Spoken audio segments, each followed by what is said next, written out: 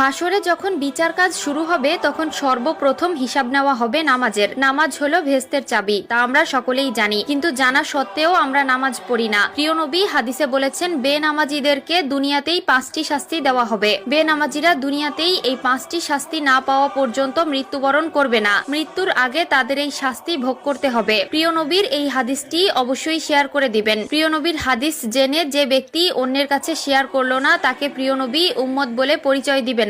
আমরা জানবো এবং অন্যকে জানাবো। এবং আপনি যদি প্রিয় নবীর উম্মত হয়ে থাকেন তাহলে অবশ্যই আলহামদুলিল্লাহ কমেন্ট করবেন। তো চলুন বেশি কথা না বলে শুরু করি আজকের ভিডিও। আজকে আমরা জানবো বেনামাজি ব্যক্তিদের দুনিয়াতে কোন 5টি শাস্তি দেওয়া হবে। বেনামাজি ব্যক্তির সর্বপ্রথম যে শাস্তি হলো সেটি হলো তার কোনো দোয়া কবুল হবে না। সে আল্লাহর কাছে যতই দোয়া করুক না কেন তার কোনো দোয়া আল্লাহর দরবারে কবুল হবে না। 2 নম্বরে যে শাস্তির কথা বলা হয়েছে তা হলো তার নেক কাজের কোনো বদলা দেওয়া হবে না। প্রিয় দর্শক, ধরুন আপনি কিছু পাওয়ার জন্য নেক আমল করলেন, কিন্তু আফসোসের বিষয় আপনি যদি বেনামাজি হয়ে থাকেন আপনার নেক কাজের কোনো ফল আপনি পাবেন না। 3 নম্বরে যে শাস্তির কথা বলা হয়েছে তা হলো চেহারা থেকে নেককারদের নূর উঠে যাবে। প্রিয় দর্শক, জন্মগতভাবেই আল্লাহ তাআলা কালো, সুন্দর, অসুন্দর সকলের চেহারায় একটি মায়াবী নূর দিয়েছেন, কিন্তু নামাজ না পড়ার কারণে তাদের চেহারা থেকে সেই নূর উঠে যায় এবং দেখতে দেখতে একসময় চেহারার অবস্থা ভয়ঙ্কর হয়ে যায়। যার চেহারা থেকে আল্লাহর নূর উঠিয়ে নেয় তার প্রতি মানুষের কোনো মায়া মহব্বত থাকে না। 4 নম্বরে যে শাস্তির কথা বলা হয়েছে তা হলো তার জীবনের বরকত উঠে যাবে।